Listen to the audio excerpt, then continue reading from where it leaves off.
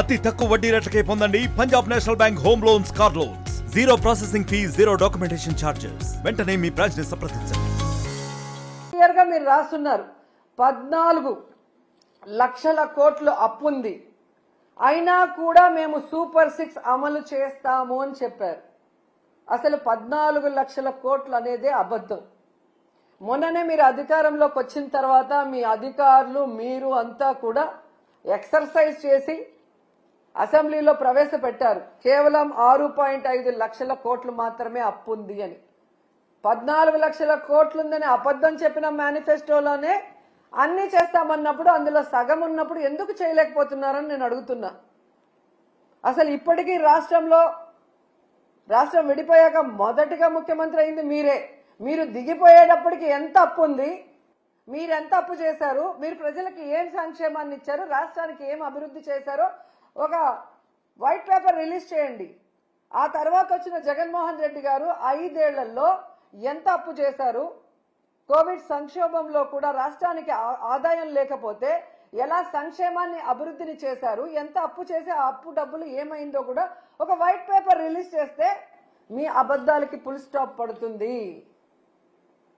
ఎన్నికల ముందే కాదు, ఇప్పుడు కూడా అబద్ధాలు చెప్పుకొని బ్రతకాలనుకుంటున్నారు తప్ప రాష్ట్ర ప్రజలకు ఇచ్చిన హామీలు నెరవేర్చాలన్న చిత్తశుద్ధి లేకపోవడం దురదృష్టకరం.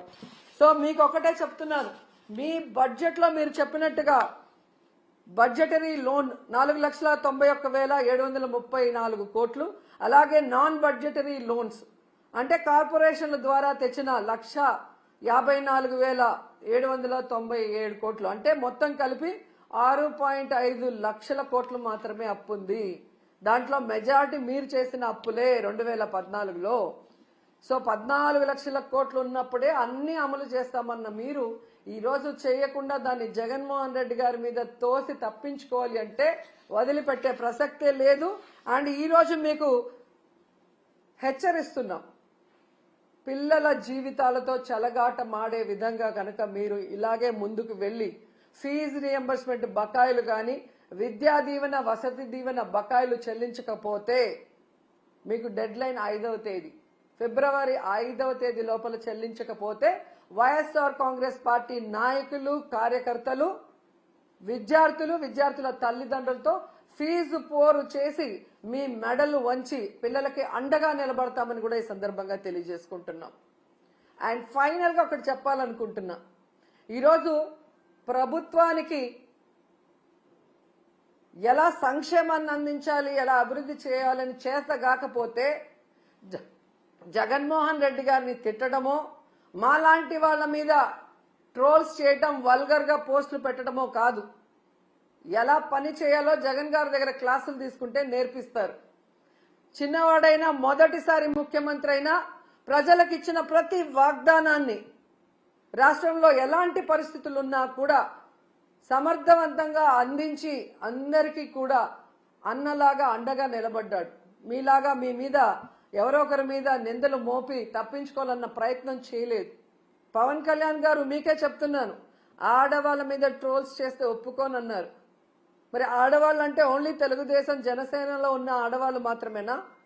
మీ ప్రభుత్వం చేసే తప్పుల్ని నిలదీస్తామన్నా మీరు నిలదీయకపోతే ఈ రాష్ట్రంలో బాధ్యత కలిగిన అపోజిషన్ లీడర్స్ గా మేము నిలదీస్తున్నాం. మీరు చెప్పిన హామీలు నెరవేర్చకపోతే వాటిని నిలదీస్తున్నాం. మీరు చేసే అరాచక పాలనని ఎండగడుతున్నాం.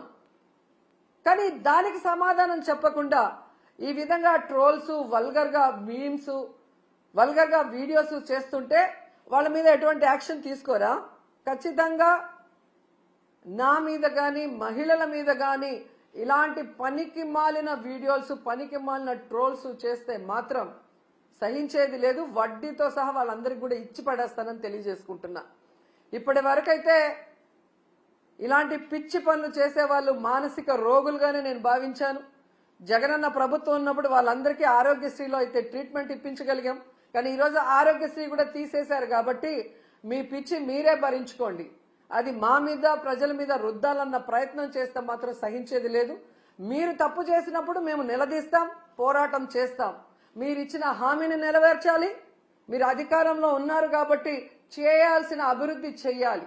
అంతేగాని బెదిరిస్తే, కేసులు పెడితే, ట్రోల్ చేస్తే భయపడి ఆగిపోతారు అనుకుంటే మాత్రం అది మీ భ్రమే అని కూడా ఈసారి తెలియజేసుకొని, సో ఫీజు రియంబర్స్మెంట్, అలాగే స్కాలర్షిప్స్, విద్యా దీవెన, వసతి దీవెన బకాయిలు చాలా ఇంపార్టెంట్. ఇది రాజకీయం కాదు, విద్యార్థుల భవిష్యత్తు.